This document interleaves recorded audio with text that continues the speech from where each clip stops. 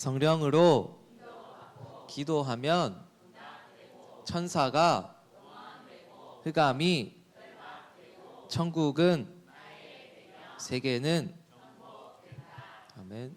네, 오늘 제목은 감람산 미션입니다. 오늘 예수님께서 부활하신 예수님께서 우리에게 어떤 미션을 주셨는지 확인하는 시간이 되어야 되겠죠. 네, PPT 띄워주세요. 오늘 성경 읽었습니다. 사도행전 1장 1절에서 8절 말씀이죠. 오직 성령이 너희에게 임하시면 너희가 권능을 받고 예루살렘과 온 유대와 사마리아와 땅끝까지 이르러 내 증인이 되리라 하시니라 약속하셨습니다. 그리고 감람산에서는 40일 동안 뭐에 대해서 말씀하셨다고 하셨죠? 하나님 나라의 일에 대해서 말씀하셨다고 되어 있습니다. 오늘 그 내용을 자세하게 한번 확인해 보도록 하겠습니다. 넘겨주세요. 자, 첫 번째 타이틀입니다. 세례 요한보다 큰 자예요. 여러분들 세례 요한이 누군지 아십니까? 세례 요한이 누군지 알아요? 세례 요한은 예수님이 태어나시기 전에 조금 일찍 태어나가지고 예수님이 오실 길을 준비한 사람, 즉 내 뒤에 오시는 이는 그리스도시다 하는 것을 미리 알린 사람이 바로 세례 요한이에요. 그리고 세례 요한은 예수님께 세례를 베푼 사람입니다. 그냥 누구한테나 세례를 베푼 것도 큰 일인데 누구한테 세례를 베풀었다고요? 세례 요한은 예수님께 세례를 베푼 사람이 세례 요한이에요. 자, 그런데 예수님께서는 우리 보고 세례 요한보다 큰 자로서의 축복을 누릴 수 있다고 말씀하십니다. 오늘 그 내용이 무엇인지 확인할 텐데 먼저 세례 요한에 대한 영상 조금 보고 시작하도록 하겠습니다. 네, 이 일을 한 사람이 세례 요한이에요. 예수님이 오시기 전에 예수님이 그리스도이심을 미리 알린 사람이죠. 그리고 예수님께 세례를 베푼 사람이 바로 세례 요한입니다. 자, 다음 넘겨주세요. 이전 장으로 넘겨주세요. 그래서 이 장 보기 전에 소제목이 복음을 가진 모든 사람은 전도자입니다. 그리고 복음 없는 모든 사람은 전도 대상자입니다. 우리가 이것을 확인해야 됩니다. 여러분들은 복음을 가졌어요? 안 가졌어요? 여러분들은 가졌어요. 그렇다면 여러분들은 전도자입니다. 반대로 복음을 가지지 않은 모든 사람은 뭐다? 전도 대상자다. 여러분들이 이거 기억하시기 바랍니다. 넘겨주세요. 네, 세례 요한보다 큰 자. 첫 번째, 세례 요한이 누군지 먼저 알아야 되겠죠. 여자가 낳은 자 중에 가장 큰 자다라고 예수님께서 세례 요한을 말씀해 주셨어요. 왜 여자가 낳은 자 중에 가장 큰 자라고 칭찬하셨냐면 예수님이 그리스도라는 사실을 지구상 처음으로 알린 사람이 세례 요한이었기 때문에 그래요. 요한복음 1장 29절에는 세례 요한이 예수님을 이렇게 말씀합니다. 예수님이 오시는 것을 보고 보라, 세상 죄를 지고 가는 하나님의 어린 양이로다 라고 말씀합니다. 세상 죄를 지고 가는 하나님의 어린 양이라고 표현했어요. 이 말이 무슨 말이죠? 우리의 모든 죄를 십자가에서 해결하실 그리스도다. 이것을 세례 요한이 말한 겁니다. 요한복음 1장 27절에는 뭐라고 얘기하냐면 나는 그리스도가 아니니 나는 내 뒤에 오시는 이의 신발끈을 풀기도 감당할 수 없다라고 말합니다. 이 말은 세례 요한 보고 막 사람들이 질문을 해요. 당신이 그리스도냐라고 물어보는데 세례 요한이 이렇게 대답합니다. 나는 그리스도가 아니요. 내 뒤에 오시는 이, 즉 예수님을 말하는 거죠.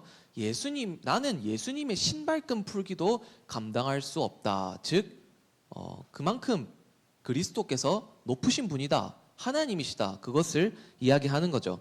그래서 이 예수님이 그리스도라는 사실을 처음으로 전한 사람이 세례 요한이었기 때문에 예수님께서는 세례 요한을 보고 여자가 낳은 자 중에 가장 큰 자다라고 칭찬하신 것입니다.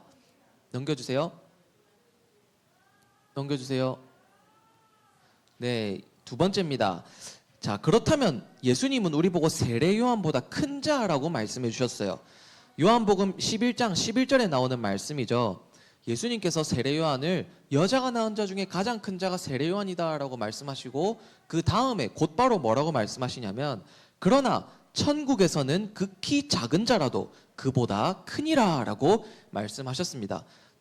여러분들 예수님한테 세례를 베푼 게 큰 일이에요? 작은 일이에요? 예수님한테 세례를 베푼 건 큰 일이죠. 자, 그런데 예수님이 우리 보고 뭐라고 하죠? 천국에서 지극히 작은 자라도 세례 요한보다 크니라 라고 말씀하셨습니다. 우리가 세례 요한보다 큰 자로서의 응답과 축복을 받을 수 있는 것입니다. 그렇다면 왜 이렇게 말씀하셨습니까? 자, 마태복음 11장에 그 내용이 나오거든요. 근데 마태복음 10장을 한번 또 같이 봐야 돼요. 왜냐하면 연결되는 배경이 있기 때문에 그래요. 마태복음 10장에는 예수님이 무슨 일을 하신 일을 기록하고 있냐면 12제자들을 전도 현장으로 보내시는 장면이 마태복음 10장에 나옵니다. 그래서 12제자를 전도 현장으로 보내면서 전도를 가르쳐 주세요. 너희가 현장으로 가서 천국이 가까웠다고 전해라. 너희가 복음을 전했을 때 너희를 영접하거든 거기서 더불어 먹고 마시고 해라. 그러나 너희를 영접하지 아니하면 그 집에서 당장 나와라. 너희를 영접하지 아니하는 것은 나를 영접하지 아니하는 것이니 그 집은 소돔과 고모라보다 더 견디기 어려울 것이다 라고 말씀하시면서 쭉 전도에 대한 말씀을 하시면서 제자들을 전도 현장으로 보내시는 장면이 마태복음 10장의 내용입니다. 그리고 난 다음에 예수님이 제자들을 전도 현장으로 나가서 복음을 전하게 하시니까 세례 요한의 제자들이 찾아가서 예수님께 질문을 합니다. 당신이 바로 그 구약에 예언된 그리스도입니까? 라고 질문을 하니까 예수님이 대답을 하십니다. 세례 요한보다 여자가 낳은 자 중에서 세례 요한보다 큰 자가 없다. 그런데 지극히 작은 자, 천국에서는 지극히 작은 자라도 세례 요한보다 크다. 나를 의심하지 않는 자는 복이 있다라고 말씀하시면서 뭐라고 말씀하시느냐 하면 천국이 세례 요한 때부터 지금까지 침노를 당한다라고 표현을 하세요. 침노라는 단어 어렵죠. 저도 처음 들어봤어요. 침노라는 단어를 조금 쉽게 풀어서 설명하면 침략이라는 단어예요. 침략. 여러분들 침략은 알죠? 침략당했다 이렇게 표현하잖아요. 세례 요한 때부터 지금까지 천국은 침노를 당한다, 침략당한다 라고 표현하셨어요. 이 말에는 두 가지 뜻이 있어요. 첫 번째는 복음을 전했을 때 사람들이 예수님을 싫어해요. 그래서 예수님 믿는 사람을 괴롭혀요. 핍박해요. 이거를 천국이 침략당했다라고 표현하셨어요. 그리고 두 번째 뜻은 뭐냐면 여러분들이 천국을, 그러니까 믿는 사람들이, 예수님을 믿는 사람들이 믿음을 지킴으로써, 그런 상황 속에서도 믿음을 지킴으로써 천국을 차지한다, 그런 뜻도 있습니다. 천국을 침략해서 차지한다, 이런 뜻도 있습니다. 자, 그 두 가지 뜻이 있어요. 자, 그렇다면 세례 요한 때부터 지금까지 천국은 침노를 당하느니라 라고 말씀하셨습니다. 이 말이 무슨 말인가요? 또 예수님께서 그 뒤에 이렇게 말씀하십니다. 너희가 현장 나가서 복음 전하면 이런 반응이 올 것이다. 피리를 불어도 춤추어 주지 아니하면 사람들이, 너희가 슬피 울어도 사람들이 같이 가슴치고 울어주지 아니하는 것 같을 것이다 라고 말씀하세요. 여러분들 만약에 친해지고 싶은 친구가 있어요. 친해지고 싶은 친구가 있어서 막 그 친구 옆에 가가지고 장난도 치고 말도 걸고 해요. 근데 그 친구가 아무런 반응이 없어. 그러면 여러분들 기분 좋아요? 아니면 무안해요? 무안하죠. 그 뜻이에요. 여러분들 마찬가지로 복음을 전했을 때 현장의 반응이 어떨 것이다? 뜨뜻미지근할 것이다. 이렇게 말씀하시는 거예요. 그러면서 그 후에 예수님께서 한 마을에 가서 전도를 하십니다. 그 마을에 가서 병든 자도 고쳐주시고 기적도 행해주시고 그렇게 하면서 복음을 전하세요. 그런데 그 마을이 예수님을 믿을까요? 안 믿을까요? 예수님을 안 믿어요. 그러면서 예수님이 또 하신 말씀이 있습니다. 그 마을을 보고 되게 쓴소리 하십니다. 너희가 그 마을이 옛날에 그 불로 망했던 소돔과 고모라 땅보다 더 견디기 어려울 것이다 라고 말씀하십니다. 그 후에 예수님이 이렇게 말씀하십니다. 복음을 지혜 있고 슬기로운 자들에게는 숨기시고 어린아이들에게는 나타내심을 감사합니다. 이것이 하나님의 뜻입니다. 계시를 받은 자 외에는 하나님을 아는 자가 없습니다 라고 예수님이 말씀하십니다. 이 말이 무슨 말이죠? 어린아이들에게만 복음을 가르쳐 주신다 이 말이 아니죠. 어린아이와 같다 이 말이 무슨 말이냐면 그리고 지혜 있는 자들에게는 그것을 숨기셨다. 그리고 계시를 받은 자만 그 말씀을 이해할 수 있다. 이 말이 무슨 말이냐면 하나님의 은혜가 임한 사람만 복음을 깨달을 수 있다 그 말이에요. 그래서 한 명 전도가 이 뜻입니다. 하나님이 예비하신 사람, 하나님이 준비하신 사람, 하나님이 은혜 주신 사람만 복음을 깨달을 수가 있어요. 그것을 예수님이 기뻐하셨습니다. 그러면서 마태복음 11장 28절에서 30절에 뭐라고 말씀하시냐면 수고하고 무거운 짐진 자들아 다 내게로 오라 내가 너희를 쉬게 하리라. 너희는 그 모든 짐을 나한테 맡기고 이제 내가 너희에게 주는 쉽고 가벼운 짐을 지고 살아가라 라고 말씀하십니다. 그러한 반응 속에서도 믿는 사람들이 있죠. 예수님을 믿으면 어떻게 되죠? 수고하고 무거운 짐을 예수님께 맡길 수가 있는 겁니다. 자, 이처럼 예수님이 천국에서 지극히 작은 자가 세례요한보다 크다라고 하신 말씀은 무슨 말씀이냐면 전도 현장을 보시면서 동시에 전도자인 우리를 보고 하신 말씀이에요. 무슨 말인지 알겠죠? 그래서 이번 연도 타이틀이 뭐라고 했죠? 유초등부에 나를 전도 한 명 전도죠. 이 응답을 우리가 누려야 되는 겁니다. 세례요한보다 큰 자라는 말의 뜻이 그 말이에요. 그리고 사도행전 1장 1절에서 8절 아까 우리 본문을 읽었죠. 거기에도 뭐라고 말씀하시죠? 예수님이 너희가 물로 세례를 지금까지도 물로 세례를 받았으나 몇 날이 못되어 성령으로 세례를 받을 것이다 하고 1장 8절에 뭐라고 약속하셨죠? 오직 성령이 너희에게 임하시면 너희가 권능을 받고 예루살렘과 온 유대와 사마리아와 땅끝까지 이르러 내 증인이 되리라 하시니라. 사도행전 1장 8절의 응답을 받는 여러분들이 바로 세례요한보다 큰 자다. 성령의 세례를 받은 여러분들이 바로 세례요한보다 큰 축복을 받을 사람이다 라고 예수님이 말씀하신 거예요. 넘겨주세요. 자, 그렇다면 여러분들이 누릴 응답은 전도자입니다. 전도자로서의 응답을 누려야 돼요. 자, 세례요한 이전 시대에는 어떻게 전도했죠? 노예포로 속국이 돼서 전도했어요. 선교했어요. 자, 그러면 최초의 선교는 언제 시작되었죠? 예수님 이후에 바울을 통해서 최초의 선교가 시작되었어요. 자, 그렇다면 지금은 어떻게 하고 있죠? 237 5천 종족이라는 메시지가 선포되고 있어요.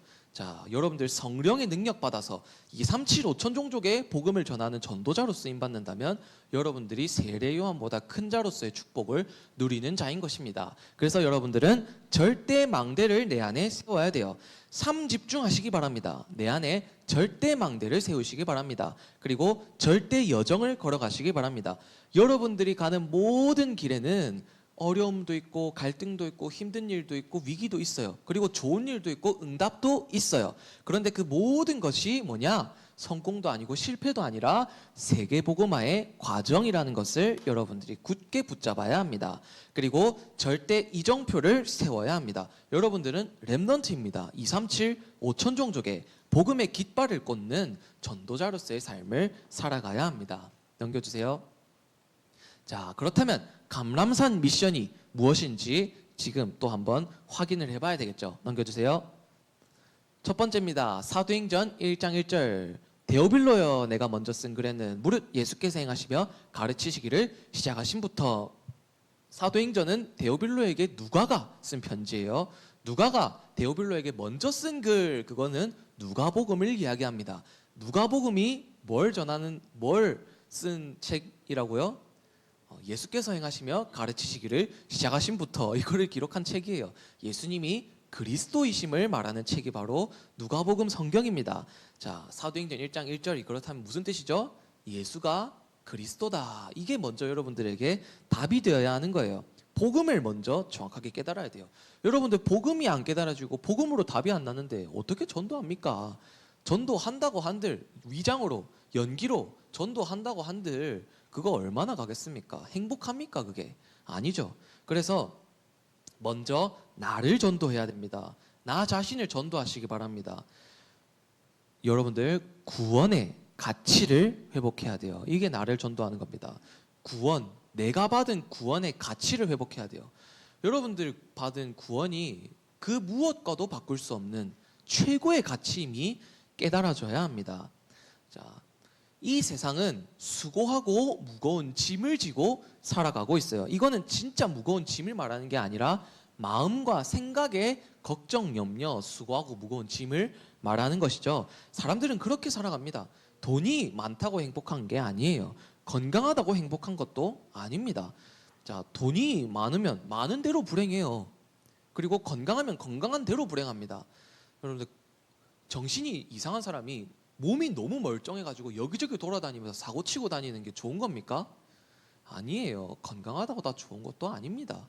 자, 그래 전부 다 뭐 오래 살아야, 건강해야, 자식들이 잘 돼야, 돈이 많이 벌려야 행복하다. 이거 전부 다 그냥 사람 기준일 뿐이에요. 우리 생각일 뿐입니다. 행복의 기준은 거기서 나오지 않아요. 하나님 떠난 사람은 그냥 그 자체로 불행입니다. 하나님을 떠나서는 절대로 행복할 수가 없어요.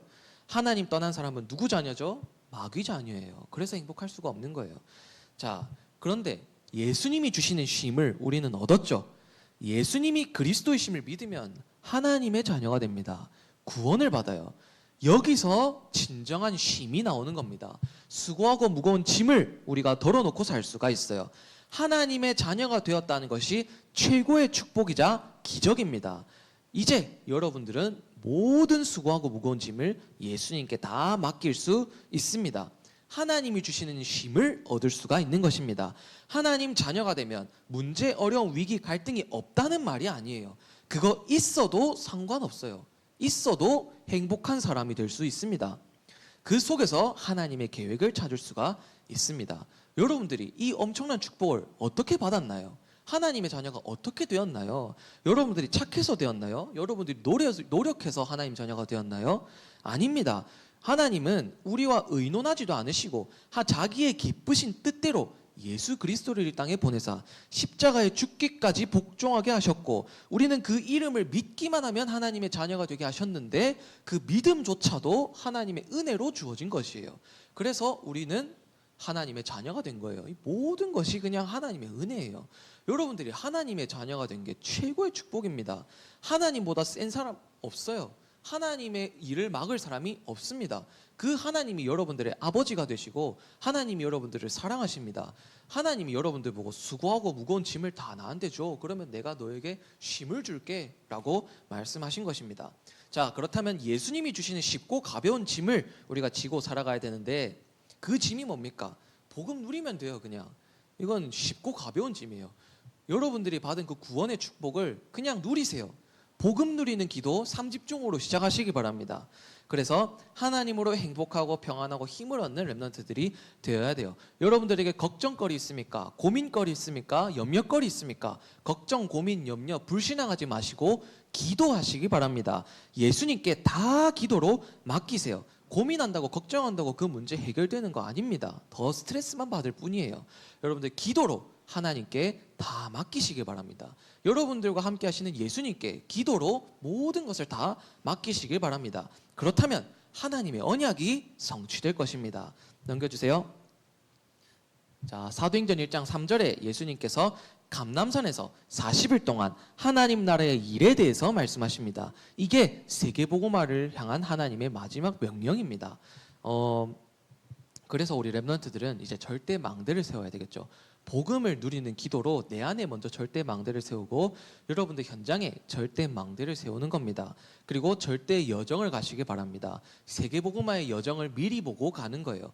그리고 절대 이정표를 세우시기 바랍니다. 아까 전에 전부 다 제가 서론에 설명했던 말들이죠. 237과 5천종족의 복음의 빛을 비추는 이정표를 세우는 축복을 여러분들이 받아야 합니다. 그래서 나를 전도하시기 바랍니다. 구원의 가치를 최고로 회복하시기 바랍니다.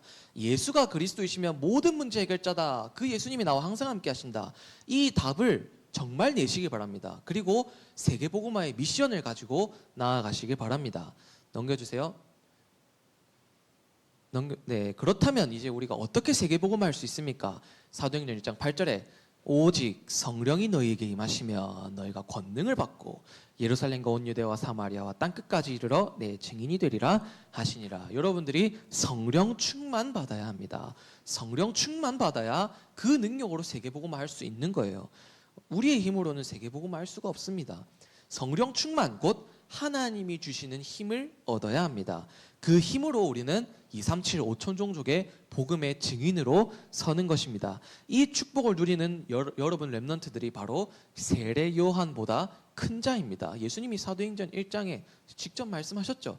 너희가 지금까지는 물로 세례를 받았으나 앞으로 너희는 성령으로 세례를 받을 것이니 오직 성령이 너희에게 임하시면 너희가 권능을 받고 예루살렘과 온 유대와 사마리아와 땅끝까지 이르러 내 증인이 되리라 하시니라. 그리고 그 약속 그대로 사도행전 2장에 성령이 임하셨죠. 그리고 2375 천종족의 복음의 빛이 비추어지는 시작이 된 것이고, 그 복음이 지금 우리에게까지 와서 우리가 이렇게 예배를 드리고 있는 것입니다. 그리고 여러분들이 이제는 나를 전도하고 한 명 전도하는 그 성령의 인도 속에서 세계복음화의 주역으로 세례요한보다 큰 자로 세워져 나갈 것이 분명합니다.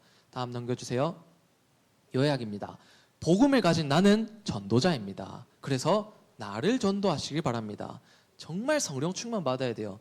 복음으로 담나야 됩니다. 예수님이 그리스도이시고 모든 문제 해결자이심을 정말 그걸로 끝내시길 바랍니다. 그리고 복음 없는 모든 사람은 전도 대상자입니다. 여러분들 주변에 있는 사람들이, 복음이 없는 사람들이 여러분들을 통해서 복음을 듣고 믿고 신앙생활을 하고 하나님 자녀가 되고, 이것이 바로 여러분들이 받을 최고의 축복이자 응답입니다. 여러분들은 증인으로 서야 합니다. 복음의 증인으로 서야 돼요. 예수님이 그리스도이시고 모든 문제 해결자다 하는 것의 증인으로 여러분들이 서는 전도자로서의 축복을 누려야 합니다. 네. 성구함성한 친구 있나요? 오. 시작하겠습니다. 시작. 요한계시록 3장 20절 말씀.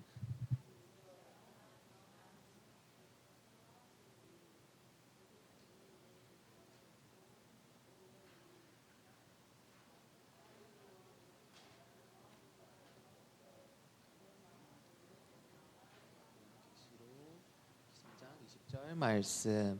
아멘. 잘했습니다. 기도하고 마치겠습니다. 하나님, 오늘도 렘넌트들을 예배의 자리로 인도하여 주심에 감사드립니다. 예수가 그리스도이시며 나의 모든 문제를 해결하신 그리스도이시라는 답이 우리 렘넌트들에게 답이 나게 하여 주시옵고, 성령께서 충만하게 역사하여 주사 하나님이 주시는 힘을 가지고 땅끝까지 증인으로 서는 세례 요한보다 큰 자로서의 축복과 응답을 누리는 렘넌트들이 되게 하여 주시옵소서. 예수 그리스도 이름으로 기도드리옵나이다. 아멘.